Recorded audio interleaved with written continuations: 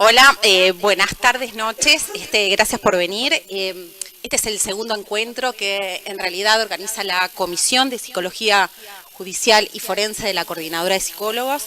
Yo soy Miriam Sebanes, soy perito psicólogo forense del Instituto Técnico Forense, quien coordina la comisión. En el día de hoy vamos a hacer el segundo encuentro. Quiero agradecer a quienes van a disertar hoy, porque en realidad cuando los convoqué a participar, en realidad enseguida aceptaron, más allá de que están con una carga bastante compleja programática y de cronogramas, así que bueno, antes que nada, felicitarlos y agradecerles por participar. La idea de hoy era tratar un tema álgido y que creo que necesita estar en el tapete, debatir, discutir entre los técnicos y de forma también interdisciplinaria, que tiene que ver con el trabajo y la intervención con ofensores sexuales. Ellos dieron en llamar hoy la ponencia particularidades de la intervención de ofensores sexuales excarcelados, porque tiene que ver con un dispositivo de intervención entre la DINALI y la Facultad de Psicología, UDELAR, trabajando con ofensores sexuales excarcelados. ¿Es así? Ese es un programa novedoso, que bueno, que realmente me pareció bien interesante para partir, para que podamos discutir y para poder reflexionar todos juntos. Y bueno, en la noche de hoy tenemos con nosotros a Raquel Gagliotti, que es magíster, licenciada en Psicología, magíster en Derechos de Infancia y Políticas Públicas, doctorada en Psicología, docente asistente del programa Género, Salud Reproductiva y Sexualidad del Instituto de Psicología de la Salud de la Facultad de Psicología de UDELAR, es perito psicólogo forense, el Instituto Técnico Forense del Poder Judicial. ¿Sí? Bien. Después tengo a Tilio La Rosa, que en realidad es estudiante de psicología, es técnico en la DINALI, y Néstor Rodríguez, que es licenciado en psicología, maestrando en ciencias humanas de Facultad de Humanidades y Ciencias de la Educación, diplomado en género y políticas públicas de Flaxo, Uruguay, especialista en intervención con varones que ejercen violencia hacia sus exparejas, docente asistente en programa de género, salud reproductiva y sexualidades del Instituto de Psicología de la Salud de la Facultad de Psicología de UDELAR, es psicólogo integrante de la unidad de víctimas y testigos de la Fiscalía General de la Nación.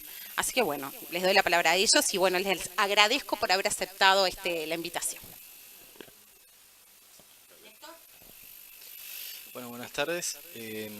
Agradecidos también por la invitación y bueno, por la convocatoria y estar en esta tarde que se largó a llover y que nos encuentra y que igual de todas maneras es un auditorio sumamente poblado. La idea, esto es un trabajo en equipo, como sabrán, así cuenta también la presentación, va a ser de distintas voces, y bueno, eso tiene algunas dificultades, siempre digo, porque bueno, no vamos a tratar de no pisarnos y vamos a ver si la organización que nos dimos funciona, sobre todo por lo menos para dejar claro algunos conceptos, algunas experiencias, y también algunas ideas como para continuar o por lo menos empezar a debatir en un tema que, como bien decía Miriam, es de una complejidad enorme, no solo por el tema de la intervención, lo que implica la intervención, sino por lo que en general moviliza a nivel individual y a nivel social. Algunos de esos atravesamientos vamos a intentar por lo menos instalar hoy, ¿no? Conversar hoy.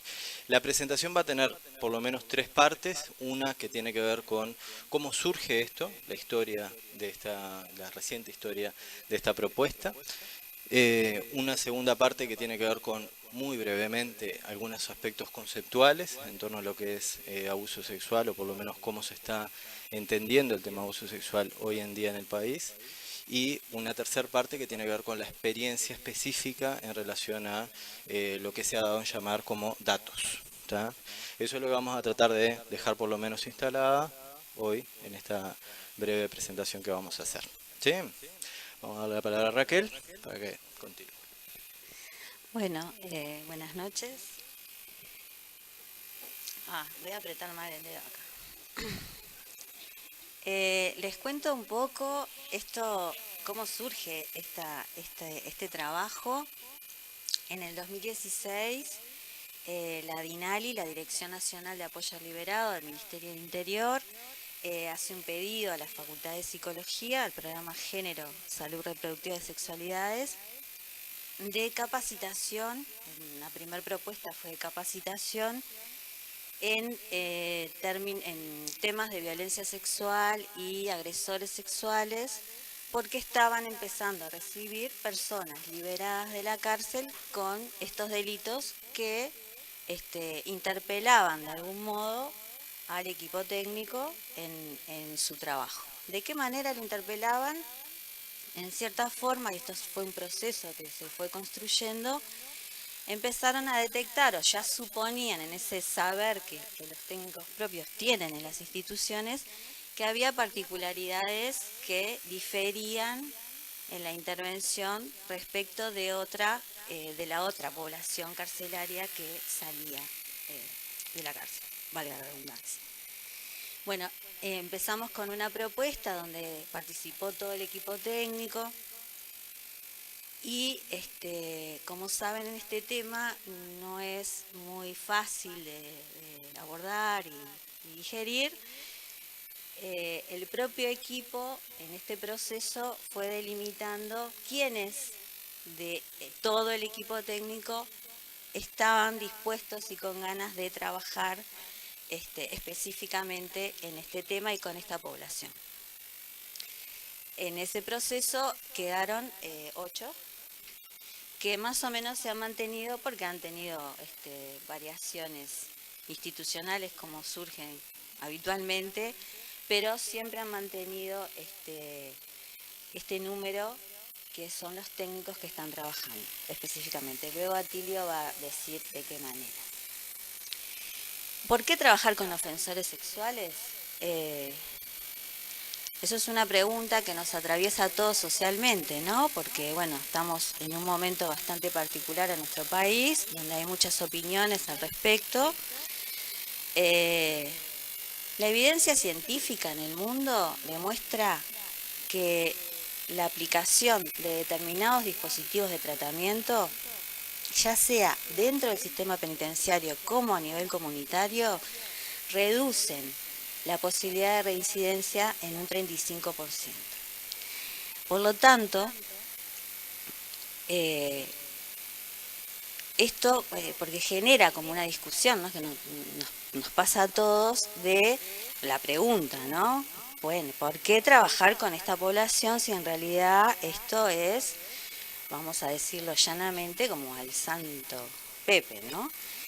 Y en realidad todos estos programas están diseñados pensando en la posible rehabilitación, ¿sí?, de la persona, pero también como un modo y un potente modo de prevención de futuras víctimas, de prevención de la violencia sexual, ¿sí?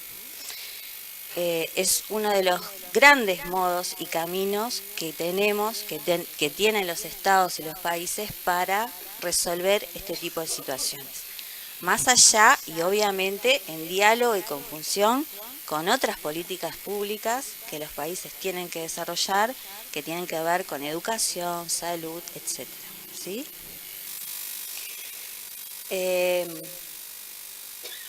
La DINALI, que eso también lo va a presentar Atilio, tiene esa particularidad que es una institución que trabaja en pos de la inserción social de la persona que sale, ¿no?, privada de libertad, y tiene esa particularidad de tener una visión amplia, ¿no? Tiene esa potencialidad también de tener una visión amplia de diálogo, coordinación e intersectorialidad con otros dispositivos públicos que trabajen en estos temas o que se visualicen como necesarios de trabajar.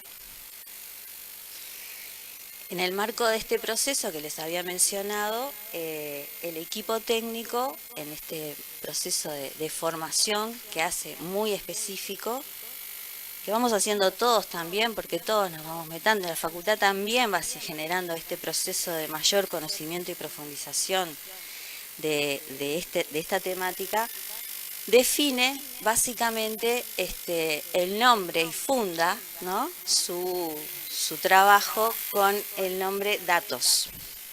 se llama Dispositivo de Atención y Tratamiento de Ofensores Sexuales. El término datos es un chiste interno, en realidad, porque una de las cosas que... Esto lo voy a... Ahora voy, vuelvo para atrás. Tengo un defecto yo que hago esto. Voy para adelante. Una de las cosas que define las intervenciones, ¿sí?, con este tipo de población es la cantidad de información necesaria que uno tiene que tener para poder diseñar una estrategia de intervención. Que no es solo una recogida de información que deviene del encuentro con el otro y de lo que el otro me dice, porque los ofensores sexuales, una de las particularidades que hay es que generalmente no dicen todo lo que piensan, o lo dicen en forma distinta, o distorsionan bastante lo que dicen. Por lo tanto, por eso decía que es un chiste interno, porque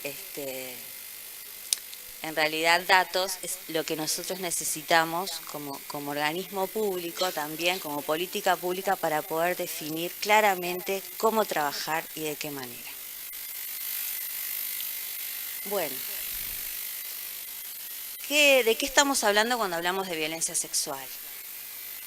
Esta es la definición que está en la ley, nuestra nueva ley sobre violencia basada en género, violencia hacia las mujeres basada en género. Esta nueva ley los invito a que la lean, es bastante integradora, compleja, pero que nos ubica en un lugar bastante novedoso y avanzado en relación a el fenómeno concreto social, ¿no? Eso es algo que nosotros siempre decimos, bueno, los fenómenos sociales van por un lado y las leyes siguen siendo del 34. El tema es que nuestra ley, nueva ley, incorpora nuevas figuras, pero tampoco deroga otras. Entonces ustedes saben que tenemos definiciones nuevas, por ejemplo el abuso sexual o el abuso sexual agravado, pero también sigue presente el atentado violento al pudor, la violación y las viejas figuras del Código Penal. Entonces, la violencia sexual se entiende como toda acción que implique la vulneración del derecho de una persona a decidir voluntariamente sobre su vida sexual o reproductiva a través de amenazas, coerción, uso de la fuerza e intimidación, incluyendo la violación dentro del matrimonio o de otras relaciones vinculares o de parentesco, exista o no convivencia. Distintas manifestaciones: el abuso sexual infantil, la trata de personas con fines de explotación sexual, la pornografía infantil, la violación. Muchas de estas figuras, esto es un gran concepto de violencia sexual, no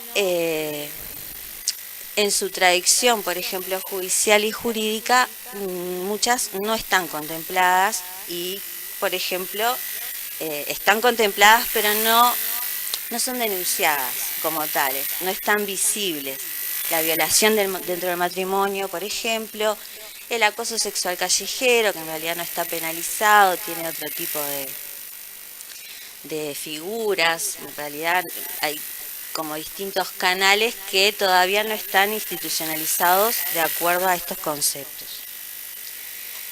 Bien, después vamos a ver que, eso va todo para Tilio, que sale de la cárcel, o sea, que se penaliza mayoritariamente en nuestro país en estos momentos. Bueno, obviamente la violencia sexual constituye una grave violación de los derechos fundamentales de las víctimas, ¿no?, de las personas que lo sufren. Se recurre a la coacción, fuerza, amenaza, manipulaciones. Se produce en el marco, y esto es fundamental, porque muchas veces se generan discusiones acerca de qué se trata esto, ¿no? Se produce en el marco de una relación asimétrica de poder, donde inciden factores económicos, territoriales, de género y generaciones. Dicha relación puede ser contingente o duradera en el tiempo, pero esto es un aspecto fundamental cuando se evalúa una situación, cuando estamos frente a una situación de violencia sexual. ¿Sí? Las asimetrías. de todo punto de vista, ¿sí? Muchas veces pensamos, bueno, la asimetría adulto-niño o la asimetría de poder que puede tener el dominio masculino sobre el femenino, pero también hay otras y que generalmente se conjugan y no hay una expresión única, ¿no? Eso es un fenómeno bastante complejo de indagar y de visualizar, ¿no? Sobre todo porque muchas veces las víctimas no lo visualizan como tal, ¿no? Bueno, son delitos de oculta realización, lo que dificulta muchas veces su detección, denuncia, persecución e investigación penal. Esto es algo que capaz que todos nosotros sabemos que sí, lo que está denunciado tampoco es lo que realmente pasa, ¿no? Eso es otra de las complejidades que tenemos.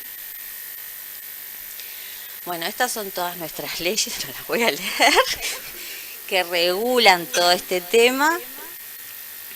Esto va a quedar a disposición, ¿no? De todos.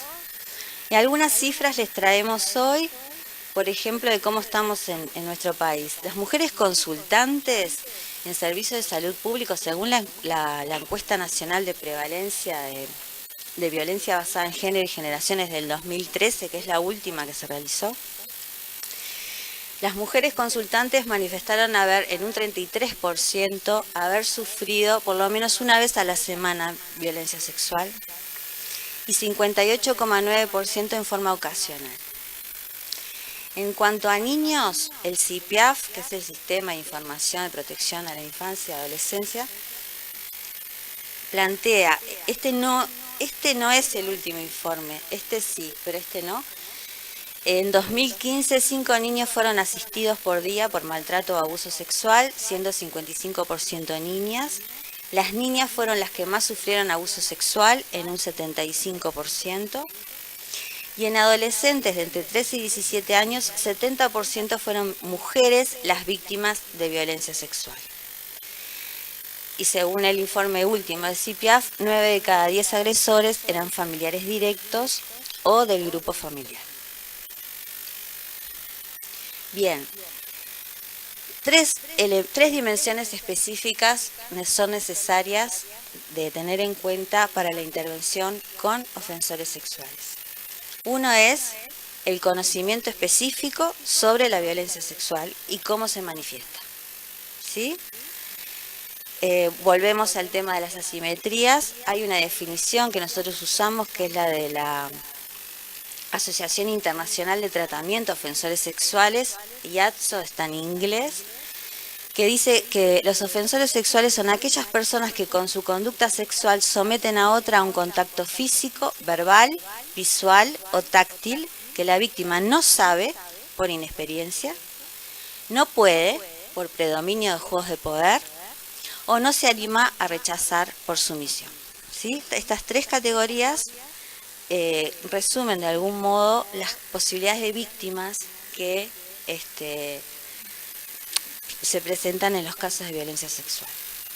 Es un grupo heterogéneo con perfiles distintos, ¿sí? Según factores biológicos, socioculturales, determinantes de género y psicológicos. No hay un único perfil, ¿sí? Esto es una pregunta que atraviesa a muchos, son profesionales, sobre todo de la psicología, donde somos como interpelados en esta cuestión de definir cuáles son, ¿no?, el perfil específico. Y no lo podemos definir. Sí hay particularidades que se repiten. Sí, eso yo insisto, porque hay particularidades que se repiten. Y sobre todo, si estamos en el campo más, por ejemplo, del abuso sexual infantil, por ejemplo, por redes sociales, hay como determinadas características que se repiten. Otros en abusadores sexuales intrafamiliares, también hay particularidades que se repiten, pero igual no responden a una lógica estricta ni tan diagramada. Segunda dimensión, la necesidad de evitar o reducir la posibilidad de reincidencia. Para el trabajo específico y en gestión de política pública, nosotros consideramos, y este es un proceso que hicimos con Dinali también, de conocer herramientas que se usen internacionalmente que permitan un registro sistematizado de qué factores son los que pueden intervenir en mayor o menor medida en la posibilidad de incidencia en violencia sexual. Hay muchos instrumentos. Nosotros en la sistematización que hicimos de toda la bibliografía que hay al respecto, todos los enfoques de tratamiento e intervención recurren como primer paso a una valoración de riesgo. En esa valoración, de acuerdo a sus resultados, se determina qué áreas son las necesarias para intervenir y si estamos en un riesgo alto, se determinan determinadas acciones, medio o bajo, ¿sí? Son otras. Trajimos a un profesor en abril, que es experto en este tema, y nos capacitó también, y dio una conferencia en facultad, sobre dos herramientas específicas, que es el SBR20, ¿sí? Es un instrumento que en realidad no es una escala, es un instrumento que en realidad sistematiza 20 ítems donde uno se encuentra en forma ordenada buscando información de esa persona, ¿sí? Y va completando, si no o no sé, ese grado de información que tenemos. A mayor cantidad de ítems, por lo menos 11 de los 20, se determina el riesgo alto, ¿sí? Después el SBV-PR también lo tenemos, no lo estamos aplicando, es de gestión de riesgo, es la toma de decisiones del equipo y por qué toma esa decisión y no otra, que incorpora como esa dimensión. Después veremos si planteamos la posibilidad de implementar esta herramienta. Es una de las cuestiones que en términos de Uruguay, hoy día, política pública, tenemos dificultades de pedidos de información institucional, ¿sí? Eso es una de las grandes dificultades que tenemos al día de hoy, donde parece que somos pocos y tenemos conocidos y a veces hacemos las cosas en forma casera, pero en forma oficial e institucional dificulta muchísimo la posibilidad de intercambio de información sobre personas, aparte son personas que ya han cumplido una pena, no es que estén en un proceso judicial donde pueda haber como un manejo de información más reservado. Bueno, y por último, la evidencia de modelos, o sea, qué modelo de abordaje, intervención sería el más apropiado en estas situaciones. Obviamente siempre nos vamos a la posibilidad de considerar modelos que sean holísticos, que comprendan las múltiples dimensiones presentes en este tipo de conductas y personas. Y una de las cuestiones básicas con las que nos encontramos, que también genera dificultades en esto más en formación profesional, es que básicamente las técnicas, ¿sí? Los modelos teóricos que se utilizan para modificar conductas, pensamientos, creencias y actitudes, que básicamente es la línea fuerte de los tratamientos con ofensores sexuales, remiten a una línea teórica cognitivo-conductual, que en nuestro país, también en formación profesional, tenemos ciertas dificultades en su desarrollo académico, ¿no? La formación. Capaz que posteriormente no, pero eso ya es como opciones de cada uno. Otra de las cosas que son claves y están estipuladas también por organismos internacionales es que los profesionales son las figuras claves para la reinserción social de los ofensores sexuales. Y esto tiene su circuito de formación y de comprensión y también de proceso de revisión teórico-profesional acerca de la propia capacidad que cada uno tiene respecto a esto. ¿Sí? Lo traemos, capaz que es una obviedad, pero no lo es tanto porque no es tan fácil cuando uno está trabajando en forma cotidiana con esta población. Tiene que tener la certeza, ¿sí?, de que su trabajo sirve y está sirviendo para algo, ¿sí? Esto deviene de actitudes, ustedes si leen algo de esto van a ver que se repite la actitud particular que el profesional tiene que tener con este tipo de población, porque por estas cosas que yo les decía, de la manipulación, el decir algo sí, pero no, de ser firme, seguro, pero también empático, ¿sí? Y directivo, no tener miedo tampoco a decir y preguntar acerca de aquello que se hizo, porque estas otras las dificultades que hemos tenido en si le pregunto, no le pregunto, si pregunte y forma parte de un eje central del trabajo. Y bueno, y básicamente estamos como modelos, como para ustedes lo pueden buscar, ahora no los vamos a detallar, pero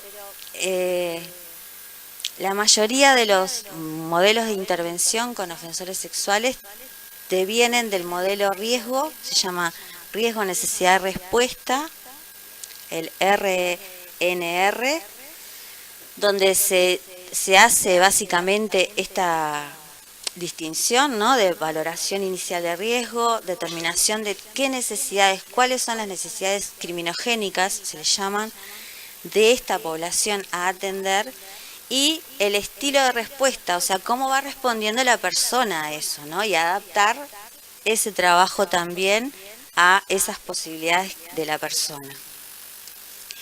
El modelo de Buenas Vidas también está integrado, es un modelo basado más en la psicología positiva, donde critican, estos discuten, Buenas Vidas discute con riesgo, pero usan básicamente las mismas acciones, ¿sí?, en el accionar, pero se propone el modelo de Buenas Vidas considerar, bueno, qué trae la propia persona para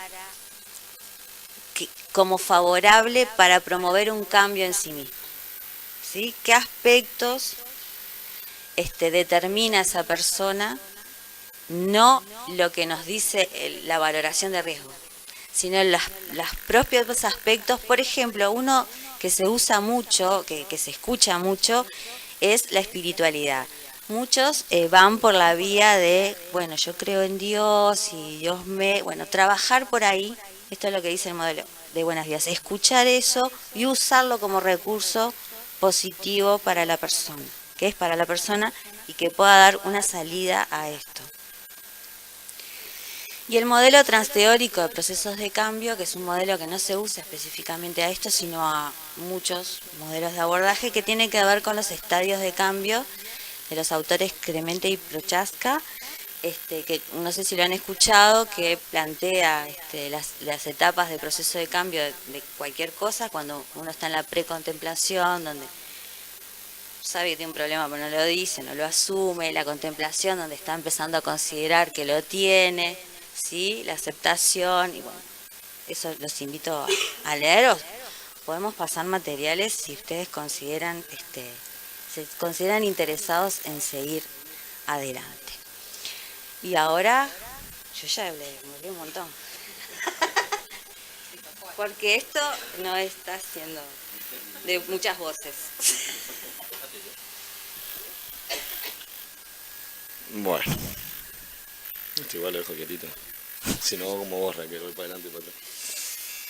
Bueno, en sí, yo como técnico de la Dirección Nacional de Apoyo Liberado, en ese inicio, en ese proceso de pedido de formación, sobre todo por Facultad de Psicología, empezamos con un taller de género, empezamos a indagar más, buscamos también otras herramientas y empezó a salir todo esto.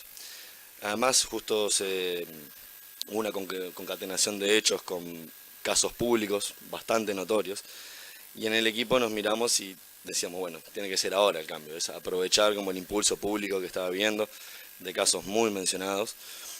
Y ahí fue cuando empezamos entre varios técnicos a tener la idea, conjuntamente con Raquel y otras voces de la Facultad de Psicología, a generar este dispositivo, que como bien explicó Raquel, llamado Datos, era esa necesidad de hacer un cambio en la intervención, en la manera de abordaje.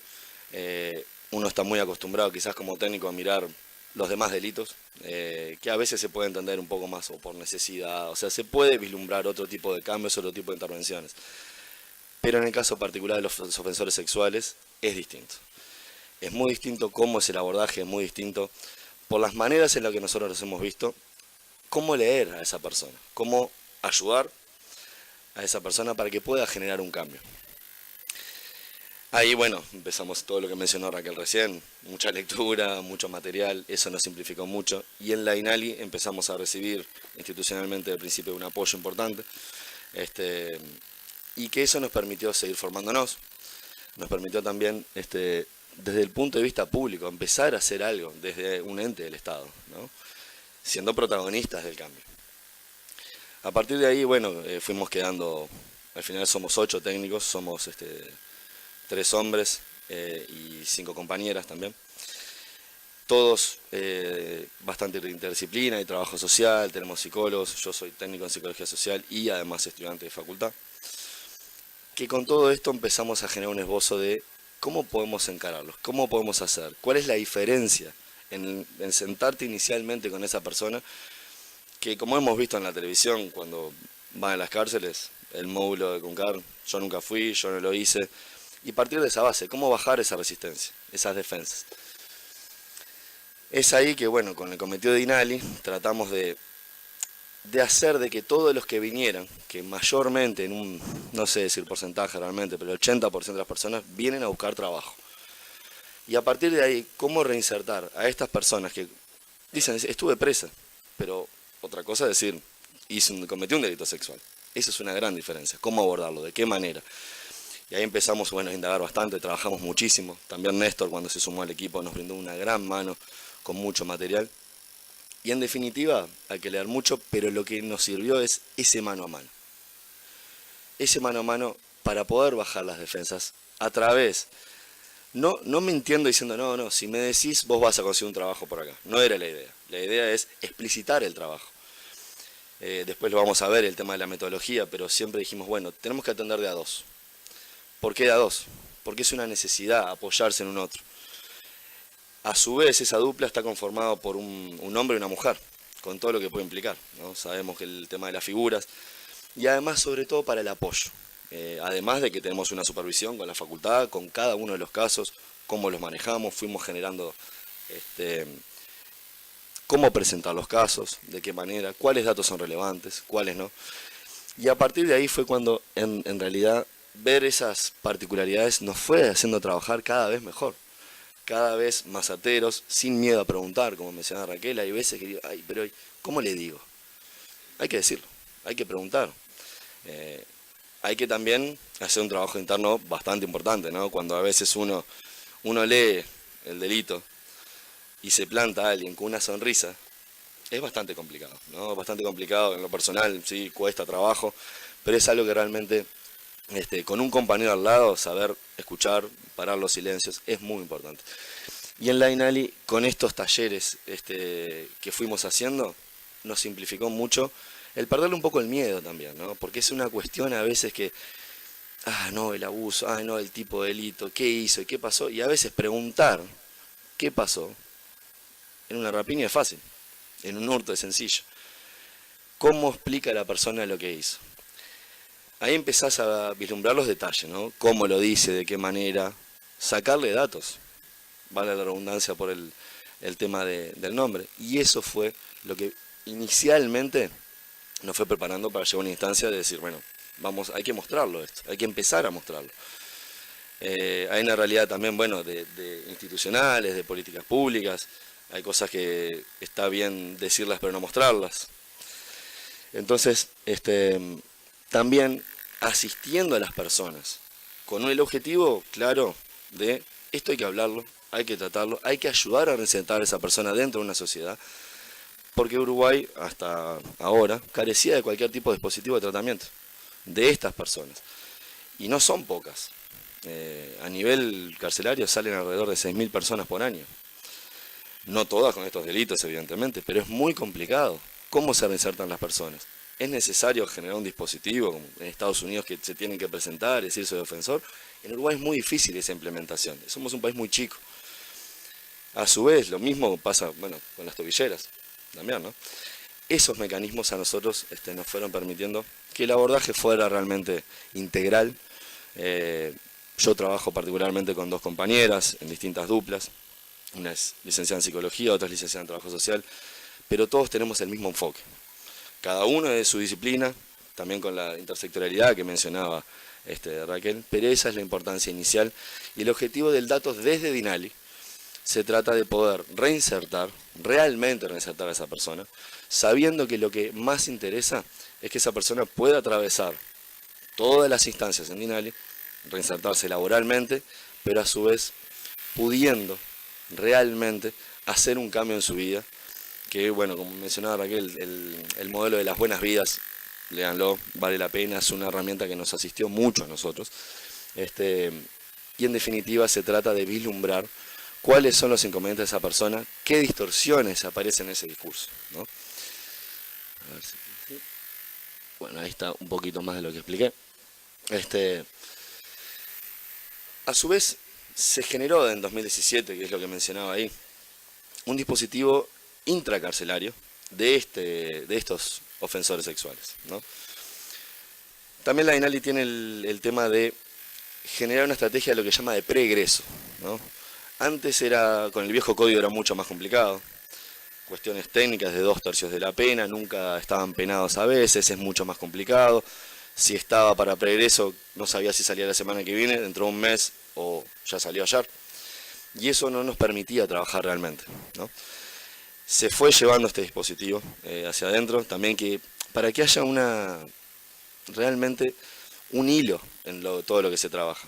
Sabiendo que muchas veces hay muchas instancias en varias de las cárceles que no hay una habilitación principalmente, mucho menos a veces puede existir una rehabilitación cuando las personas salen y encuentran muchísimo más necesidades, a veces de las que tenían incluso cuando entraron, ¿no? La valoración del riesgo, para nosotros, el SBR20 fue una herramienta muy importante. Nos ayuda a vislumbrar no solo los casos de mayor y menor riesgo, sino el tipo de tratamiento que hay que hacer. No es lo mismo alguien que tiene probabilidad de reincidencia alta, que alguien que fue algo muchísimo más leve, no en sí el delito, la forma, ¿no? Porque el delito sabemos que es una tipificación, queda en eso, y muchos ya juzgamos, me incluyo en su momento desde ahí.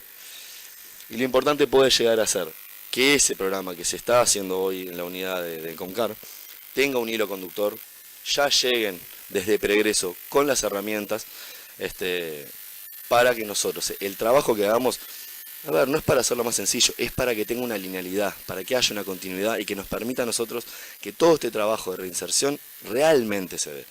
Porque si no le doy un trabajo, la persona sigue la vida y si reincide, si no reincide, bueno, no, como yo ya cumplí como institución, no. La idea es realmente comprometerse con ese tipo de situaciones, porque sabemos que el daño que se genera es mucho más irreversible a nivel psicológico, a nivel familiar, también a nivel personal de esa persona, el juicio de valor de los vecinos, el juicio de valor de la familia, e incluso muchas veces nosotros hemos tratado de reinsertarlos dentro de la familia y hay veces que no hay mucha opción, ¿no? A partir de, bueno, a ver de esto, bueno, que ese abordaje, como decíamos, que era mucho más, tiene que ser, la necesidad de que sea un abordaje interdisciplinario es necesario. No nos podemos quedar solo con herramientas de una disciplina, necesitamos varias disciplinas dentro de esto. Negar eso sería un gran error, ¿no? Porque muchas veces, por más que acá hay 2 grandes psicólogos, Miriam también, que hace todo el tema de que yo me formé con ella dentro de estos cursos de acá de la coordinadora, nos enseñan distintas cosas a cómo tratar, pero estar ahí, estar enfrente a ellos, y a veces incluso sabiendo, me estás mintiendo. Eso mismo. ¿Cómo manejamos nuestras emociones? ¿Cómo manejamos también a nivel institucional? Nosotros somos la representación, somos la cara de una institución, con lo cual ellos depositan una expectativa, principalmente laboral, y no van a ir a hablar de eso. Cuando nos sentamos siempre a dos, explicamos el por qué somos dos, explicamos que es un dispositivo particular, explicamos que va a ser con determinada frecuencia, que tiene distintas fases, ¿no? Eso ya lo vamos a ver si está por acá. El tema ahí de la metodología y de las fases de intervención sobre todo, ¿no? Esto así tan sencillo que parece, nos llevó varios meses hacerlo, ¿no? ¿Te acordás? Son 8 renglones y nos debe haber llevado 6 meses. 6 meses fácil. Sí, 6 meses para ponerlo en papel. Entonces en esa metodología, como decíamos, el abordaje que tenga que ser en duplas, más o menos ya lo toqué, pero el tema del dispositivo, ¿no? Todavía no hemos llegado a poder generar institucionalmente un dispositivo grupal, sabiendo que, conociendo los dispositivos, como pasa por ejemplo en intervención de adicciones, son complicados los grupos, y en estos casos estamos todavía estudiando la posibilidad de generar grupos, por lo cual hoy por hoy son tratamientos individuales, con los mismos técnicos, no se rotan los técnicos, eso es algo muy importante, sentimiento de pertenencia con el espacio, el encuadre tiene que estar bien marcado, y sobre todo que la persona entienda lo que está haciendo ahí, y no es que vaya a decir lo que nosotros queramos escuchar, porque tampoco nos sirve, ¿no? El tema de la supervisión, como lo he mencionado, es muy importante, porque muchas veces nosotros hemos tenido ciertas herramientas, pero a veces son insuficientes, a veces no. Muchas veces son insuficientes. Y eso es importante, darse cuenta que uno tiene que bajar la resistencia y decir, bueno, a ver, Raquel, Néstor, ¿cómo hacemos en estos casos? Néstor, como parte del grupo de género, nos da otra visión, nos da la visión de poder diferenciar lo que es dentro de un matrimonio, como mencionaba Raquel, qué es violencia sexual y qué no. Y muchos de los casos, por diversos autores, Irene Intevi, Eva Giberti, mencionan que la mayoría se dan dentro de la familia, dentro de los tíos, los abuelos, los padres, los hermanos, los vecinos, personas que uno cree que realmente está confiando, y cuando aparecen, exacto, y cuando aparece esa simetría de poder, que al principio uno no la vislumbra, no la ve, es cuando realmente se empieza a ver que en esa simetría empiezan a pasar cosas. Empiezan a haber pedidos, empiezan a haber situaciones y es gradual, no es, uno se imagina el ofensor sexual como que está atrás de la parada o atrás de un árbol esperando al lado de un baldío y no es así. Claro, no es, claro, el cuco, el famoso, como uno se imagina eso, el que está con el sobre todo y el gorro puesto, con los colmillos para afuera, alguien se imagina eso y realmente no lo es. Tienen unos mecanismos increíbles de seducción, unos mecanismos increíbles para sumarse a la comunidad. Lo hemos visto en los casos últimos. Ayudan en las búsquedas. Están en esos ambientes. Y realmente ahí es cuando hay que vislumbrar, lo que después vamos a mencionar también más teóricamente, el tema de lo que son las distorsiones cognitivas, ¿no? Cómo la persona ve y vive esa situación. No la procesa igual como cualquiera de nosotros que está acá presente. Y en definitiva es muy importante darse cuenta y tratar de diferenciar una distorsión cognitiva de un pensamiento, de una idea. Es ahí cuando, en estas fases, ¿no?, que parecen tan cortitas y llevan tantos encuentros a hacerlo, la recepción y la evaluación de ese riesgo, para ver qué tipo de diagnóstico se puede hacer, porque todo va a depender de la siguiente fase. Lo que haga en una fase va a depender en la siguiente, y en la siguiente, y en la siguiente. El tema del tratamiento. El tema del tratamiento no es lo mismo si hay, como dije, riesgo alto y riesgo bajo. Por lo tanto, esa evaluación que uno tiene que hacer, tiene que ser, uno se tiene que salir de sí mismo y ver objetivamente, y no que uno a veces las ideas o la noción de que uno tiene, no, este fue y tiene, no, hay que descentrarse de eso. Es difícil, eso es lo que uno se trabaja. Para eso están las supervisiones, para eso tenemos más compañeros y un compañero al lado que nos haga, pará, escuchá. Eso es muy importante. Y sobre todo la evaluación de este tratamiento. Es ir viendo cómo va, ir viendo cómo dice. Hemos armado pautas para presentación de casos, pautas para ver qué está pasando. Si hay distorsiones cognitivas, qué habilidades tiene, de dónde nos podemos agarrar. Mencionaba Raquel el modelo de las buenas vidas. el modelo Buenas Vidas tiene una gran versatilidad y nos permite a nosotros arraigarnos a ciertos factores para que esa persona tenga propuestas para cambiar, para modificar actitudes y sobre todo para hacer como un recalculando de la situación de qué pasó. Porque ellos muchas veces, digo ellos, quizás medio de género, pero porque son la mayoría hombres, la gran mayoría, no saben qué hicieron mal y piensan que es un acto lo que estuvo mal. Cuando hay veces que es una concatenación de hechos que viene de 2, 3, 6 meses, un año, de ganarse la confianza de la persona, o del niño, o de la mujer, o del varón, y en definitiva llegar a un punto de no retorno, que es el delito en sí mismo. Pero muchos piensan, yo hice una cosa mal. Bueno, ¿y qué pasó antes? Y ahí hay veces, va a depender un poco también del ofensor, sin echarle la información. El tema, nos hemos formado bastante en la entrevista motivacional, cómo preguntar, de qué manera, sabiendo que la persona siempre va a tener algo positivo para rescatar. Bueno, así sea una piolita, nos agarramos a esa piolita entre la dupla y es sacar información, sacar datos que nos permitan realmente cotejar lo que pasó con lo que la persona dice que pasó. Ahí tenemos una carencia, como mencionaba Raquel, en el tema de la información a través de las instituciones, ¿no? Bueno, a vos también te pasará. Muchas veces nos contamos con todas las herramientas que tenemos que tener. Eso, en los pocos casos que las hemos obtenido, han sido casos que realmente hacen una diferencia, ¿no? Tener la declaración de la víctima, tener su propia declaración y confrontarlo con su declaración. No es lo mismo no tenerla, porque vas a tener que aspirar a creerle a esa persona. Y pasó o no pasó, hay varias técnicas para situarlo a la persona en el momento y en el tiempo y espacio, si estuvo, si no estuvo. Hay negadores rígidos que dicen yo no fui, yo no fui, yo no fui, y están desde que los condenan hasta que están en el yo no fui, yo no fui, yo no fui. Y es a partir de ahí que, bueno, de a 2 es mejor, 4 ojos son mejor que 2. Y esas... los oídos obviamente, pero para mirar realmente también muchas veces nosotros nos quedamos con lo que dice, que es inviable no escucharlo, pero sobre todo la expresión física, cuando uno se cruza, cuando uno hace así, cuando se cierra, cuando mira para otro lado. Dentro de este dispositivo, dentro de lo que tiene que ver con la evaluación, hay que descartar las psicopatías, primero que nada. Porque si es una persona que tiene realmente una psicopatía, hay muchas cosas de empatía que no lo vamos a poder generar. Y esas personas tienen herramientas de seducción muy importantes, muy fuertes y muy trabajadas, que nos van a hacer creer a nosotros realmente lo que ellos dicen fue así, ¿no? Y en definitiva, a ver si me falta una cosita. No, eso después lo miramos en la tabla. Bueno, lo miramos, porque en realidad esto es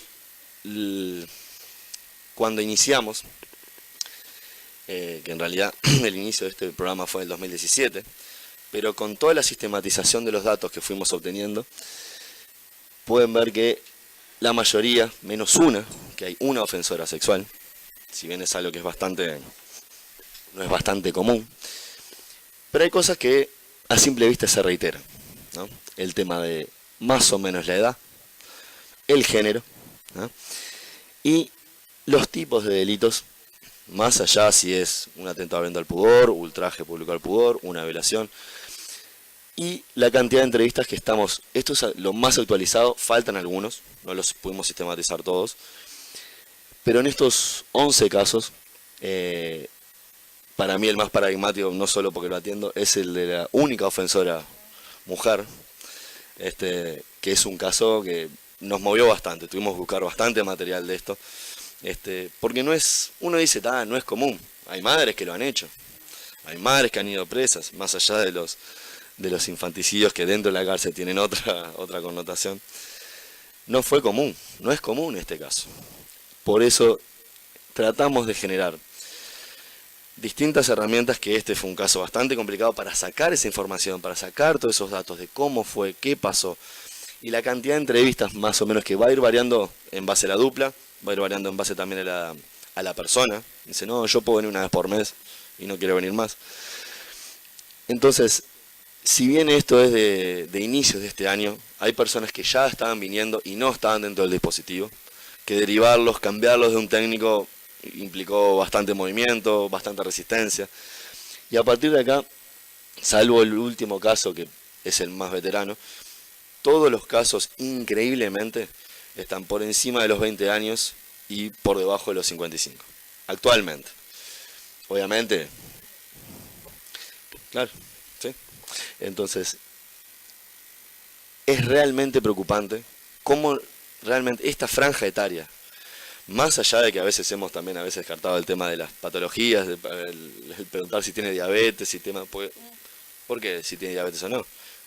Puede haber una cuestión de impotencia, hay muchísimos datos que necesitamos recabar, que parecen a veces que no nos van a servir, y en definitiva juntando 2 o 3 hilos con la supervisión, con la dupla y con los compañeros, ¿no? Con el resto de los compañeros de dupla, es cuando nos ayudamos a pensar. Uno tiene que dejar acá un poco la soberbia, tiene que dejar un poco el tema de creerse que las sabe todas, porque realmente hay que aprender. Es un dispositivo nuevo que está arrancando, ojalá que lleguemos lo más lejos posible, porque es una cuestión que se da mucho y se invisibiliza en 2 segundos. En el interior del país es increíble lo que se ha invisibilizado, el tema rural, el tema de, bueno, los peones, los patrones, las asimetrías de poder, como bien mencionaba Raquel anteriormente, pero en realidad seguimos en este cambio, recién estamos empezando, y eso que ya hace un año largo que estamos, y es muy importante realmente que todos se preocupen por esta temática, porque una cosa son los 15 minutos de fama, 20 o 3 noticieros seguidos que pasan. ¿Quién se acuerda ahora de Santiago Romero, Valentina Walter y todas esas personas que hoy por hoy no están? Es por eso que hay que tratar de hacer el esfuerzo real de poder sentarse frente a un ofensor sexual en una dupla y poder realmente querer el cambio de esa persona. Si uno no cree en ese cambio, va a ser muy difícil que la otra persona quiera realizar ese cambio. Por lo tanto, es muy, muy importante el autoanálisis, la reflexión, la introspección, saber cómo uno se siente, porque a veces sale uno y dice, ay, ¿qué te pasa? No puedo.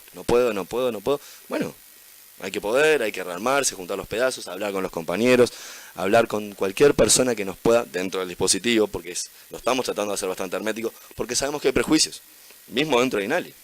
O sea, viene alguien, lo atiende en dupla, ya sabemos. Y tratamos, incluso dentro de la institución, sistema informático que sea un poco más, claro, que sea reservado, de hecho, porque no lo es en lo absoluto. Y eso a nosotros, a ver, no nos gusta que digan cosas de nosotros, bueno, esa persona tampoco que vengan y lo señalen, no, sabemos ¿qué hiciste? En realidad no saben lo que hicieron. Pero ya que lo atiende una dupla, implica bastante, ¿no?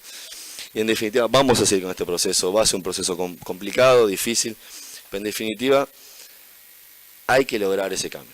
Me quedo en esas palabras, de lograr este cambio, porque hoy en día ha habido otro caso, se supone, no sabemos si en definitiva hubo o no, pero el tema de esa violencia dentro de la sociedad y la violencia hacia la mujer, la violencia de género, todas estas leyes que están saliendo por algo son emergentes sociales. Y lo que necesitamos es realmente poder desde acá, desde dentro del sistema carcelario, dentro del Pregreso y en Dinali, generar todo lo que nos permita a nosotros un cambio en esas personas.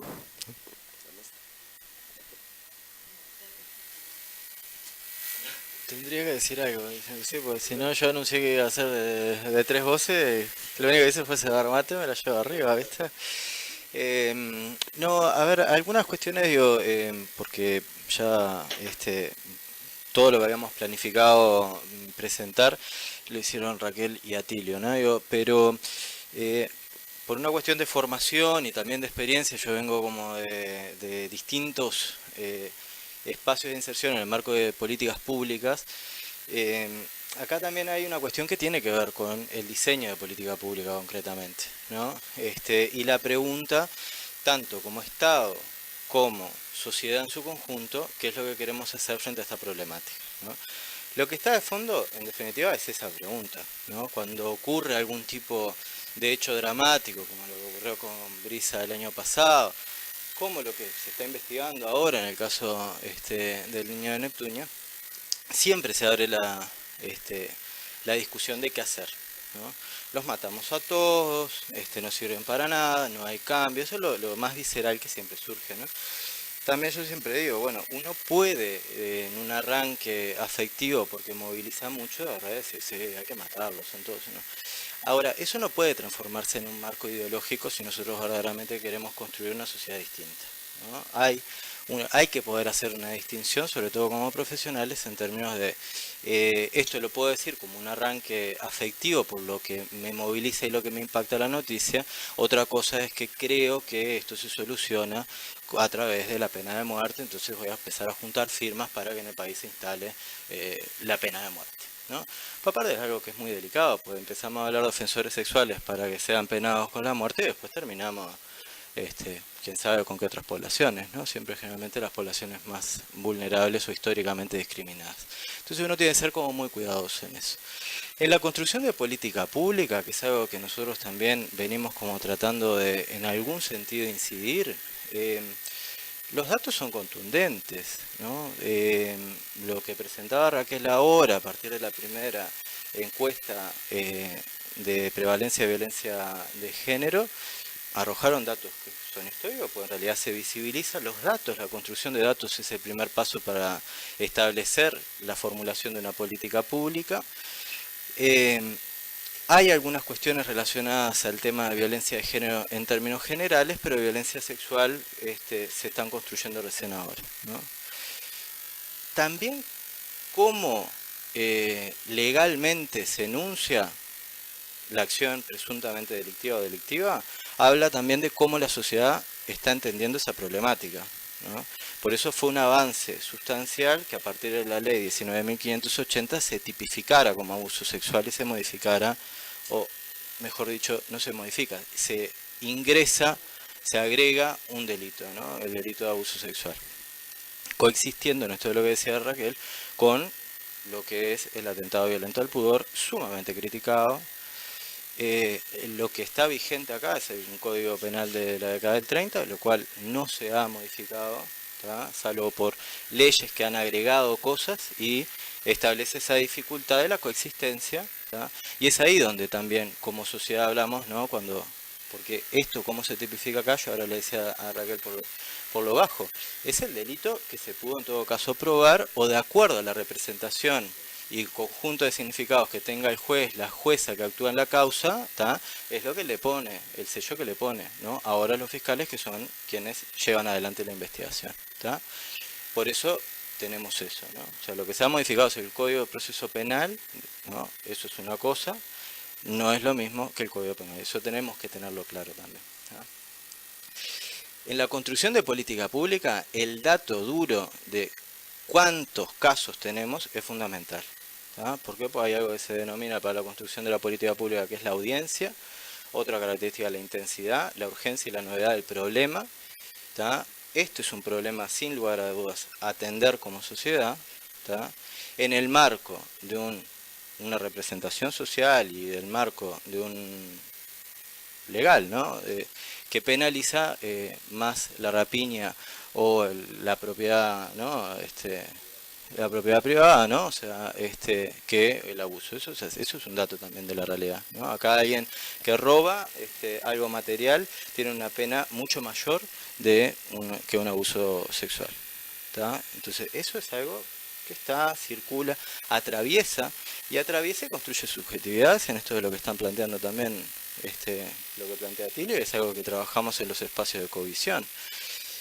Nosotros le pedimos a un varón que abusó sexualmente de su hija que haga un reconocimiento que la sociedad en su conjunto no ha hecho. Tensión insoslayable, ¿no? Insoslayable, ¿no? Estamos hablando de una tensión que atraviesa desde el Poder Legislativo, porque cada vez que estas cuestiones se discuten, los argumentos que existen en el Poder Legislativo, nuestros representantes son, en algunos casos, atroces, ¿no? Lo que fue la discusión de la ley de trata reciente, ¿no? Si tuvieron oportunidad de escucharlo, paraban los pelos, ¿no? Es decir, estamos hablando de personas que decían de que Uruguay se iba a transformar en un país de abortista turista, o sea, de turistas que iban a venir a abortar acá, ¿no? Es decir, por alguna de las cuestiones que se establecían. Es decir, eso es el elenco que tenemos y con las tensiones que existen. Estas tensiones también son institucionales porque así como hablamos de eso, también tenemos estas cuestiones, estos nudos que obstaculizan lo que es la intervención, como ser, por ejemplo, la necesidad para hacer una valoración de riesgo en esta etapa de la cual hablaba Atilio, que es la primera etapa, ¿no? O sea, la evaluación de riesgo como la primera etapa, se necesitan muchos elementos que no pueden sostenerse únicamente, o no pueden obtenerse desde únicamente una entrevista. ¿Tá? ¿Por qué? Porque en realidad las características generalmente de estos varones, hablo de varones por en términos generales, lo que el dato decía, ¿no? Y, o sea, mayoritariamente son varones, exacto, ¿no? Y marca también a ver cómo nos subjetivamos desde un punto de vista, qué nos pasa a los varones, sin lugar a duda, y qué pasa con la construcción de masculinidad. Eso es algo que tenemos que tener en cuenta y poder analizarlo e incorporarlo. Entonces, eso es un nudo, ¿tá? Hacer la valoración de riesgos para hacer la aplicación de la escala SBR20, ¿tá? Es un nudo que viene siendo muy dificultoso porque se requiere, en primer lugar, la consulta de otros expedientes, del expediente judicial propiamente dicho, el acceso a la información del testimonio de la víctima o las víctimas, ¿tá? Muchas veces requiere una articulación con servicios que puedan estar atendiendo a esa víctima, ¿tá? Y colaboración, ¿no? De, por ejemplo, servicio de salud, servicio de salud mental, si la persona está concurriendo ahí, es decir, múltiples miradas para poder hacer, en primer lugar, una valoración de riesgo. La valoración de riesgo te define la estrategia a seguir, ¿tá? Si vos tenés, en general siempre priman las distorsiones cognitivas, lo que hablaban los compañeros recién, pero hay algunas cuestiones, algunas áreas que son específicas o por lo menos se te enciende la lámpara a decir esto tengo que trabajarlo, sin lugar a dudas, ¿no?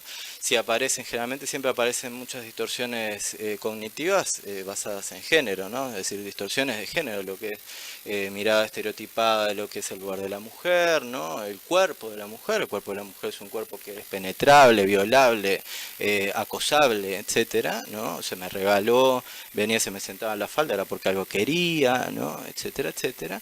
Estamos hablando capaz que una niña de 13 años, ¿no? Entonces, esas cuestiones son las cosas que tenemos que, por ejemplo, ahí, decir, bueno, el foco vamos a ponerlo acá, trabajar acá, ¿tá?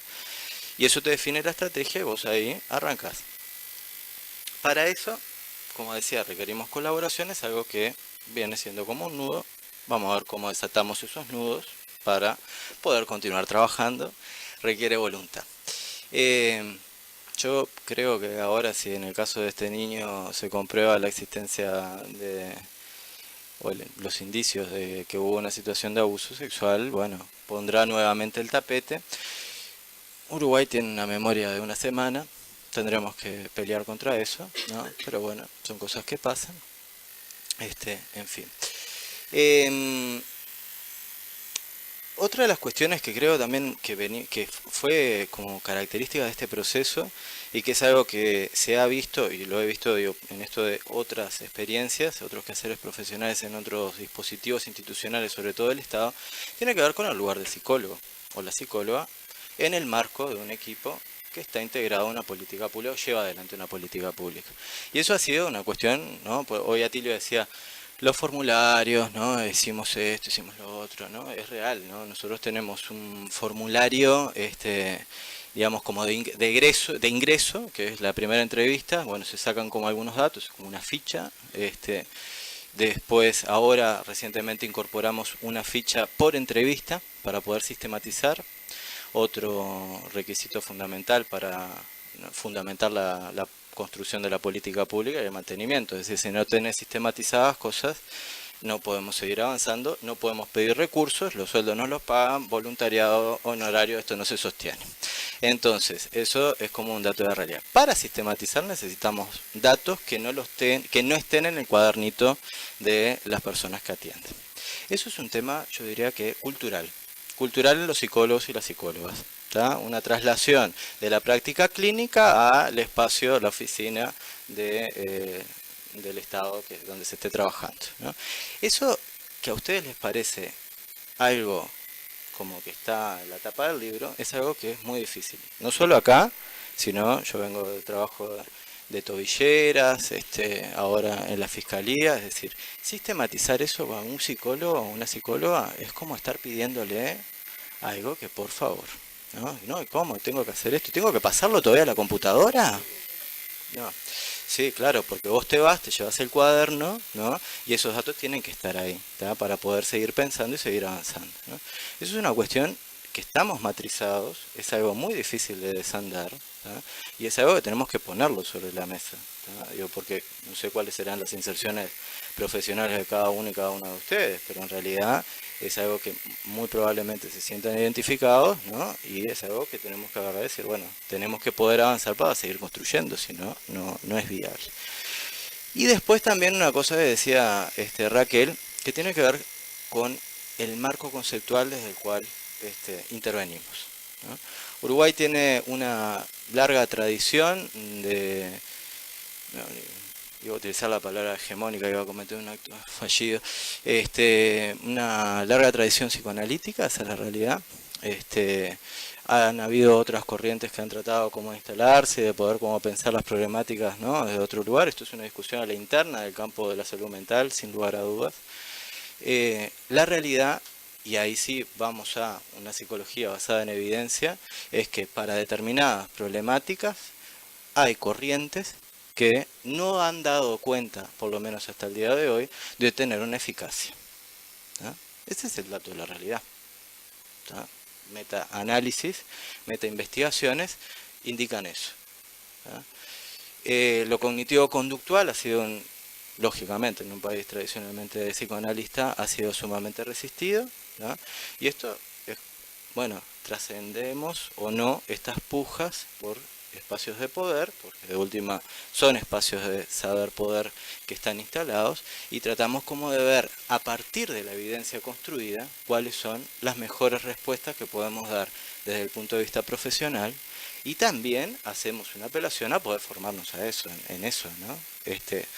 Puedo ser psicoanalista divino, bárbaro, me encanta la explicación que da sobre. Yo creo que, por ejemplo, también vengo de una formación psicoanalítica. El psicoanálisis es un campo sumamente fértil y fructífero en cuanto a la explicación de la subjetividad basada en género. Las articulaciones que existen conceptuales entre psicoanálisis y estudios de género son brillantes, son alucinantes, han sido uno de los principales aportes para la comprensión de la construcción de la subjetividad. ¿Por qué? De la subjetividad diferenciada, ¿no? A partir de la anatomía. Es interesantísimo eso, ¿no? Y también tenemos que ver de qué manera lo podemos integrar a la práctica, sin perder de vista que para hacer una valoración de riesgo no puede ser ojímetro, no puede ser el me parece que, ¿no? No puede ser yo creo, ¿no? Porque por algo tenemos un título, ¿no? Y eso es una apelación, hasta yo diría ética, ¿no? En el marco del nuevo Código de Proceso Penal, una de las cosas que venimos como tratando de plantear es, vos vas a tener que ir a defender tu informe. Quiere decir que entrenate en habilidades comunicacionales y sobre todo entrenate en lo que tiene que ver con en qué fundamentás tu postura. Eso es, pero es algo que tiene que ser el ABC. ¿Por qué estás diciendo esto? Porque vas a tener un abogado defensor que te va a decir, el defensor del imputado, ¿no? Que te va a decir, eso es una construcción social. Como el otro día fuimos al interior de trabajo y una psicóloga estaba muy enojada porque decía, ¿el abogado me va a debatir lo que yo digo? Sí, claro, el abogado te va a debatir porque está defendiendo y está haciendo su tarea, entonces vos tenés que hacer la tuya, ¿tá? Que es justamente defender tu postura, ¿tá? Entonces, eso son las puertas que tenemos enfrente para empezar a abrir y para empezar a desafiarnos en lo que tiene que ver con la formación. Y yo creo que desde el punto de vista humano, preguntarnos qué es lo que queremos hacer con estos temas, ¿no? ¿Qué grado de involucramiento queremos empezar a tener desde los distintos lugares? Porque así como le pasó a la Dinali, ahora también nosotros tenemos un gran desafío con Raquel, que es qué es lo que vamos a hacer con los servicios de salud instalados en las cárceles, que los ofensores sexuales y los varones que ejercen violencia hacia sus parejas o exparejas son ciudadanos igual que nosotros, tienen sus derechos, cumplen su condena y salen, ¿tá? Y se integran, ¿tá? Entonces, y van a los servicios y capaz que van hasta mi consultorio. Entonces, el desafío es, ¿yo qué voy a hacer con eso? ¿No? qué es lo que quiero hacer con eso y cuál es el nivel de compromiso que yo puedo tener con eso, ¿no? Son como preguntas para instalar y para ver qué pasa. ¿Querían que hablara? Bueno, hablé. Sí, yo quería hacerles una pregunta, a ver que me cuenten un poco cómo se selecciona la población para poder ser integrada, se les hace algún tipo de entrevistas, cómo se plantea el poder entrar al programa. A ver, lo primero nosotros, la parte administrativa, cuando nosotros viene una persona, nosotros recibimos la ficha de policía técnica con todos los antecedentes y en el caso que el último delito o cualquiera de los previos haya sido un delito sexual, ahora automáticamente pasa a un dispositivo al cual, como dije antes, se le enuncia. Mirá, pasa porque ven a las personas todos atendidos por un técnico o una técnica y ellos están con dos. Bueno, pero ¿qué me va a pasar? ¿Qué me van a hacer? Se le explica realmente para qué es el sistema, el dispositivo, perdón. Y a partir de ahí, con esa ficha de policía técnica, lo que buscamos es, bueno, también tiene que ver con la evaluación de riesgos, si hay una cuestión de aumento en gravedad del tipo de delito. Puede haber empezado con un hurto y terminado con una violación. ¿Qué pasó en esa escalada de violencia? Esos son datos que nosotros vamos juntando, pero principalmente se le brinda el dispositivo. Las personas pueden decir que no. Claro. Pueden rechazar. Claro. El concurrido de la Dirección Nacional de Apoyo al Liberado, como cualquier persona liberada, son sujetos de derechos. O sea, pueden en cualquier momento dejar de ir. O sea, eso implica también otra gran dificultad, ¿no?, de cómo sostener y retenerlos. Lo que quiero agregar, porque me parece que es un dato no menor y aplaudible al equipo técnico de INALI, es que hay una gran diferencia que capaz que me corresponde a mí decirlo y no tanto a ustedes, porque pueden ser humildes, pero este número y que lo que mantengan en esta cuestión de la voluntariedad depende mucho del trabajo profesional, ¿sí? Por eso yo insistía con esto de esto tiene que ver con el ejercicio profesional y determinado ejercicio profesional. Porque al principio una de las cosas que pasaban era que se les iban, ¿no? Se los perdían. Y este año significativamente perduran, ¿no? Siguen viniendo. Y eso es un trabajo que deviene de la calidad y el aprendizaje que están realizando los propios técnicos, ¿no? No, quería decirlo. Yo no lo iba a decir. Hay una adhesión al programa diferente del año. Claro, que eso en realidad es un valor agregado. Porque muchas veces cuando se les presentaba el dispositivo, el ofensor se sienta y mira para los costados, tiene dos personas. Pará, ¿qué es esto? Pues yo ya vine antes y a mí no me atendían dos personas. ¿Qué está pasando? Se le explica y, bueno, sí, dale, vení la semana que viene, dale, sí. Nunca vino.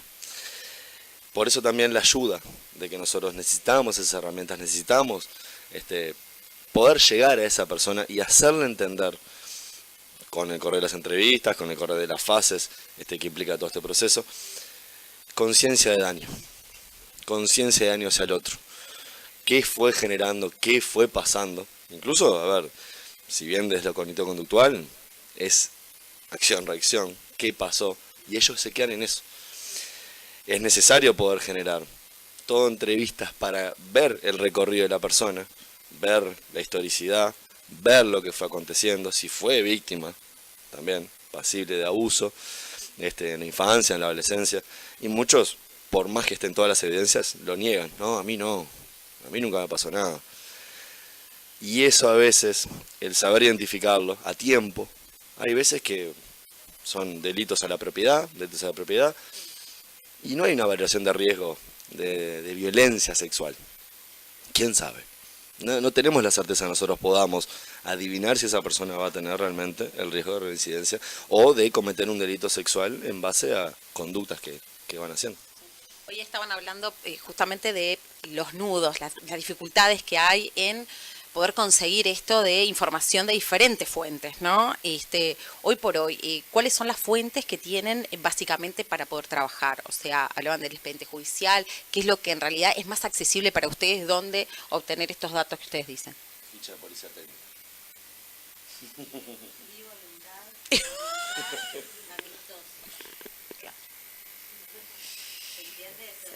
Sí, sí, sí, sí, sí, sí. Ya. Ir a los juzgados. Claro. Juzgado de Rivera, juzgado de tal, hablar con alguien que sepa. Claro, porque muchos están en Montevideo, pero no son de Montevideo. Claro, igual es que no son. Pero están en Montevideo. Claro. Y no van a volver a Montevideo. ¿Sí? Entonces tenemos información que está en el exterior. Entonces agarran la camioneta y se van allá. Es muy artesanal. No tiene Exactamente. Demasiado artesanal. Y con el Poder Judicial, ¿cómo hay? Difícil para los que trabajamos ahí. Difícil para los que trabajamos ahí, porque bueno, yo estoy del otro lado, Raquel también está del otro lado haciendo las valoraciones de ofensores sexuales. Y bueno, a mí me ha pasado y seguramente a ti, que lo ves un año, lo ves al otro año, lo ves al otro año, y lo seguís viendo, ¿no? Viene por un caso, viene por otro, ¿verdad? Y es una persona que ya conoces de varios años, es muy difícil a veces también comprobar ciertos delitos, entonces esa persona está en libertad. Muchas veces nos pasa a nosotros que en realidad el supuesto ofensor en realidad vive al lado de la víctima no se puede mudar, el ofensor no tiene intención tampoco de mudarse, y después en realidad vemos que se vuelve a cometer un delito al poco tiempo, hay un proceso pequeño en cárcel, sale, y bueno, me parece que estos programas de atención son más que necesarios por el tema de la reincidencia y hacer algo, porque la realidad es que nosotros muchas veces nos enfocamos en los trabajos con las víctimas, pero ¿y el ofensor? ¿No? Es algo que uno como que se corre de esto, ¿no? Esto de no ver para ese lado, no atender este tipo de población, no viendo que es sumamente necesario trabajar con esta población que sale y que reincide y que en realidad es más de aquellas que nosotros podemos llegar a pensar, ¿sí? ¿Sí? Hoy decía Raquel, profesores, bueno, pero tenemos en una cantidad de lugares que a veces uno ni se imagina, porque en realidad hay una cosa que es cierta, hay una distorsión, hablando hoy de distorsiones cognitivas, una distorsión a nivel público de lo que se informa también, ¿no? Esto de los perfiles, yo ya estoy como cansada de escuchar, yo compartía con unas colegas hace poquito, justamente acerca de este caso reciente del niño, cuando salen a hablar y hablan de los perfiles, y de los perfiles salen que no conoce el caso, que no tiene idea, que no es forense, que no es perito, que habla de, yo qué sé, por la galería, ¿no? Y me parece esto indispensable en la formación, ¿sí? Y en realidad entender esto de que no hay perfiles, de que hay que ir con la cabeza abierta, hay que tener formación y hay que tener ganas también. Y saber que cuando no se puede, tampoco se puede, ¿no? Por decir, yo me corro, porque con esto no puedo trabajar, no lo voy a hacer bien y voy a poner cosas mías donde no debería ser. Entonces me parece que esto, buscar este nicho de trabajo, Atilio, que fue alumno, yo siempre le digo a todos, bueno, esto de trabajar con ofensores, con población masculina, hay que hacerlo, hay que trabajar, y es un buen nicho para trabajar, para investigar, para hacer, para producir, ¿no? Así que me alegro un montón de que esté en esto, Atilio. Y bueno, nada, abrimos un poco el debate a las preguntas, no me quiero quedar con la cantidad de preguntas que tengo. La última pregunta antes de pasar, ¿no? Pues yo, cuando vino, justamente hoy hablaba, eso, en facultad, ellos los trajeron, después voy a compartir el enlace para quienes quieran, para que lo puedan ver, está la conferencia, en YouTube para verla. Bueno, ¿qué dijo de lo que se está haciendo en Uruguay? ¿No? Porque de... No, nos dijeron que estamos en pañales. Claro. Contra, ellos en el mundo hace más de 30 años.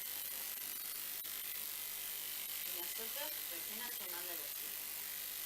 Viendo cómo podemos, de lo que se ha hecho en el mundo, esto empezó en Canadá. La idea, como muchos trabajos acerca de violencia doméstica, todo empezó en Canadá.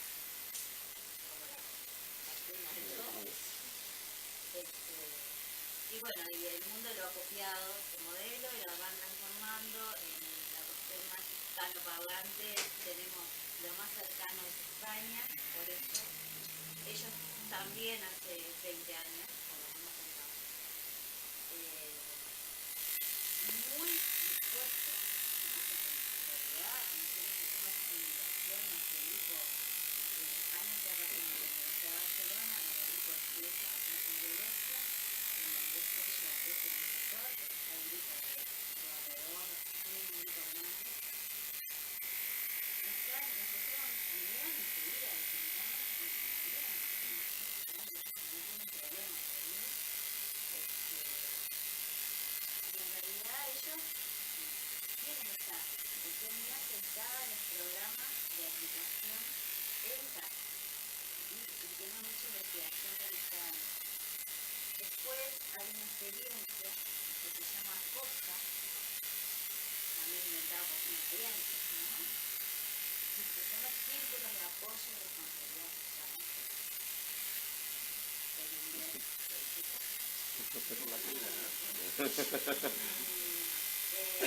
en realidad sería como el modelo más apropiado de trabajo en comunidad. O sea, cuando egresan de la cárcel. Es un modelo que se aplica. Se llama círculos porque el miembro central es la persona, el ofensor sexual. Luego tiene un círculo de apoyo que generalmente son voluntarios que tienen formación en violencia sexual, que lo acompañan en su inserción. Son como sus bastones, en realidad. Si la persona lo llaman, le preguntan, lo acompañan, ¿no? Durante 1 año y medio. Ese círculo cercano a ese al que va con el ofensor sexual está monitoreado por un círculo de profesionales y que ese círculo de profesionales a su vez está monitoreado por uno central más de peso, con mayor conocimiento. Esos círculos se están aplicando en el mundo también, con mucho éxito, para situaciones de alto riesgo. O sea, personas que salen de la cárcel con alto riesgo y hacen ese seguimiento de 1 año y medio, que en realidad es el tiempo que se estipula que baja después la posibilidad de reincidencia. Claro, nos trajeron eso, ¿no? Dicen, bueno, Dinali, liberados, y nosotros le dijimos negativo. No, está divino, a mí me encanta, pero piensen en cómo estamos, ¿no? Esto que decían esto. La pregunta es cómo sostenemos esto socialmente, ¿no? Y culturalmente, estamos como muy años luz.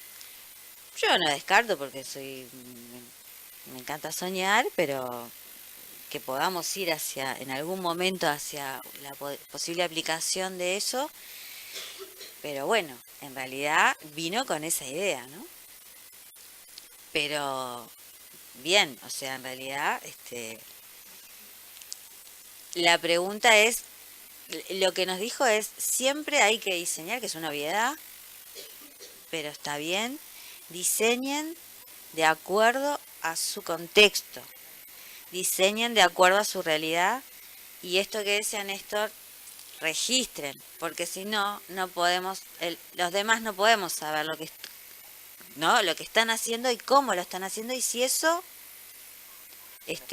tiene efecto positivo o negativo, ¿no? Eso es una de las cosas que tampoco tenemos tradición de política pública en general, ¿no?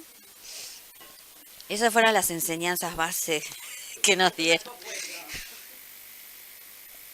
Bueno, preguntas, comentarios, intervenciones, aportes, allá. María Julia.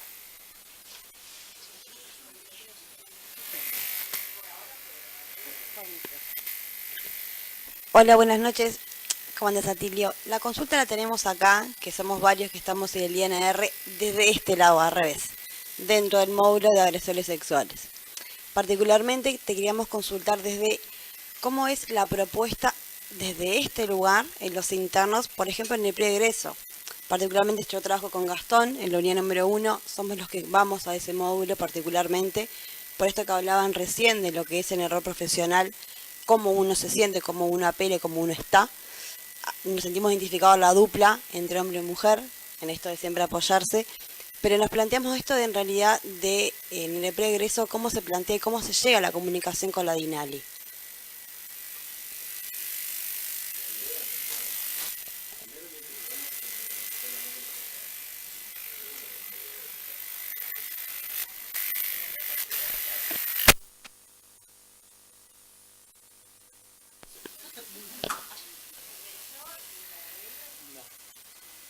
No aún, sí, pero todavía no empezó.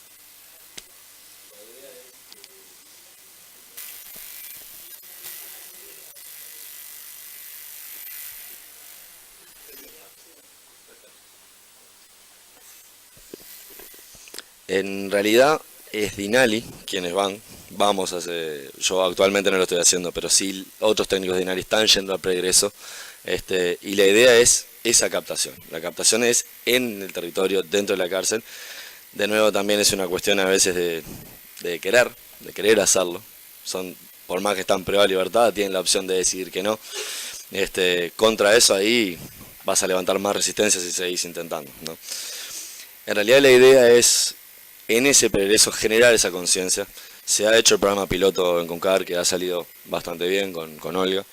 Y de hecho ya nos ha llegado a DINALI una persona que pasó por esa instancia dentro de CONCAR, y ahí empezamos a tener también ciertos inconvenientes. Porque aparentemente les dan un papel que dice que estuvieron o cursaron el curso, no sé cuánto. No es un caso que yo atiendo. Pero nos decían los compañeros, no, miren que yo ya sé todo, ya sé la empatía, ya sé las distorsiones, ya sé absolutamente todo. A mí me dieron este certificado. Hay que revisar qué se da. Hay que revisar qué no se da. Esto es más personal que a nivel institucional, ¿no? Esa continuidad se tiene que dar desde el preegreso, pero sin algo que te diga, mirá, no es un curso de aprobar o no aprobar. Porque esa persona vino, yo aprobé esto, yo ya sé lo que me van a decir. Porque vos me estás analizando, porque vos estás diciendo esto. Es bastante complicado realmente enfrentar a una resistencia tan grande. No es un caso que yo lo estoy atendiendo, por eso no quiero hablar de más, pero esas son otras las dificultades que no esperábamos encontrarnos. Y la dupla que lo está atendiendo realmente están con las antenas bien paradas, porque es una persona que se le dieron más herramientas de las cuales se esperaba que tuviera, sí que reconociera, sí que estuviera ahí, que supiera lo que hizo, la necesidad de establecer la empatía, todo lo demás, pero no que lo utilice en nuestra contra. Eso fue realmente algo, no sé si iatrogénico, porque la persona atravesó ese proceso y sirve. Ahora, ¿cuál es la postura de la persona liberada, no? Persona de derecho, con todo lo que puede hacer, y esa persona se plantó eso. Sigue viniendo al programa igual. Sigue viniendo, por lo menos hasta lo último que supe, sigue viniendo.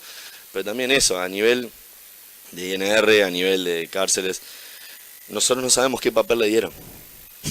Entonces, que existan esas brechas dentro, claro, exacto, por eso, no, aparentemente sí, exacto, pero también eso, ¿no? Y estando más dentro de la misma institución, ¿no? Que es dentro de INR, Ministerio del Interior, que no haya ni siquiera un aviso de eso. Miren que tales, no se puede decir aprobaron, yo tampoco digo, pues no es un curso, no es evaluación, no es, sí, sos revalor ahora, no se puede decir eso. Porque todas esas situaciones que fueron pasando dentro, nosotros no sabemos exactamente con un expediente qué pasó, cómo fue ese trabajo. Esas son las brechas, los nudos que seguimos tratando de sortear, y que esa faceta que varios pueden tener de un amigo que te acerca, que te ayuda a encontrar un expediente, que te ayuda a encontrar un poco de información, es realmente hoy por hoy muy importante, que esperamos que se sistematice a nivel de política pública, ¿no? Por ahí. ¿Alguna intervención más? ¿Alguna pregunta? ¿Algún comentario?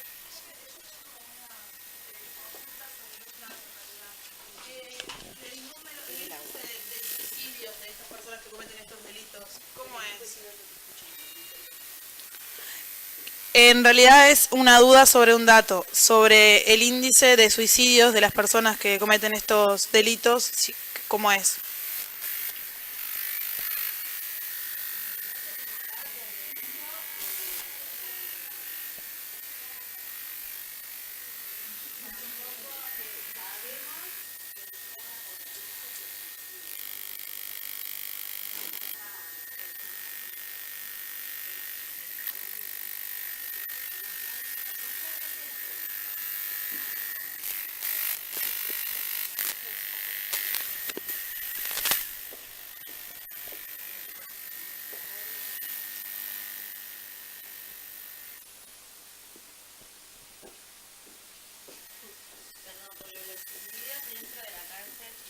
Son bastante dudosos como suicidios, ¿no? O sea, no sabemos.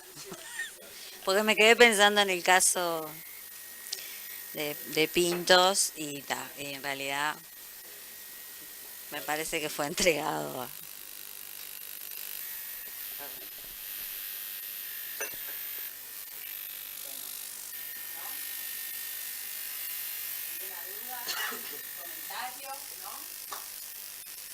Bueno, la verdad que para mí, como les dije, es un placer que hayan podido aceptar la invitación. Como les decía hoy, me parece que esto hay que debatirlo, ponerlo en el tapete, hacer que los colegas y otras profesiones conozcan lo que están haciendo, porque realmente supongo que muchos de los que están hoy acá no tenían conocimiento que se hacía esto, que yo creo que es tan importante y me parece buenísimo poner el foco en las víctimas, pero me parece que hay que también correr el foco y ponerlo en lo que son los ofensores, por más que nos cueste, ¿no? Que nos cueste, pero bueno, me parece que hay una población también técnica que tiene interés, que tiene ganas de trabajar, como han demostrado hoy, que a pulmón, porque muchas de estas cosas se hacen a pulmón. Ustedes saben desde ahí, yo quizás puedo hablar o con Raquel desde el Poder Judicial, que también hacemos mucha cosa a pulmón, y tiene que ver con esto, la motivación del técnico y la adhesión a la tarea, el gusto por lo que hace. Entonces me parece que acá se ve reflejado esto que decías hoy, ¿no? El de trabajar en duplas, que me parece fundamental, esto de la covisión, de pensar con otro, de no quedar aislado, porque nosotros como psicólogos, nuestro tránsito formativo muchas veces es esto, cerrar las puertas, y no, me parece que hay que abrirlas. Néstor hoy hablaba del nuevo Código del Proceso Penal, y es una realidad. Hoy los psicólogos estamos, bueno, un poco interpelados a plantear un informe de forma oral, donde en realidad, ¿no? Los abogados, la defensa, el juez nos va a preguntar acerca del informe, y me parece que no es menor la formación y tener una metodología de trabajo. No es más o menos, me parece, creo, considero, hipótesis, ¿no? Sino que en realidad ir con bases certeras de lo que uno está haciendo y poder dar un sustento teórico técnico de cómo llegó a las conclusiones que llegó, ¿no? Y eso me parece para el otro, para la familia, porque uno dice, cuando interviene en este sujeto, en la familia, esto tiene consecuencias para todos, ¿no? Y uno como técnico, en lo que firma, en el informe que firma, ¿no? Y en la conclusión que da y las consecuencias que esto va a tener. Así que bueno, súper agradecida que hayan venido. Nada, súper contenta de que vuelva a decir de que Atilio esté en esto. A Raquel. Sí, es verdad. Que no sé dónde hay otro que anda por ahí como escondido, que también está trabajando en la DINALI con ofensores sexuales, se escondió. Pero bueno, me parece que yo estoy súper contenta, la verdad, con mostrar el trabajo. Me encantaría que vengan otra vez a contarnos cómo van, porque la realidad es, bueno, a ver, un apoyo de algún lado, la coordinadora tiene las puertas más que abiertas, y se lo dije a Raquel y al equipo, para que vengan a presentar, para el lugar para poder debatir, presentar los números, cómo están trabajando, el apoyo desde acá es más que incondicional, así que me gustaría que pudieran venir a ver cómo siguen, porque esto de los nudos y esto de las dificultades, y bueno, capaz que se pueda hacer algo, alguna llamada por teléfono a alguien más para colaborar en esto del trabajo con ofensores sexuales. También quiero agradecer a las colegas de la Comisión de Psicología Jurídica y Forense, que bueno, que pusimos en la agenda del año poder que ustedes estuvieran acá. Así que bueno, muy agradecida y bueno, nos vemos prontamente, ojalá. Así que bueno, muchísimas gracias.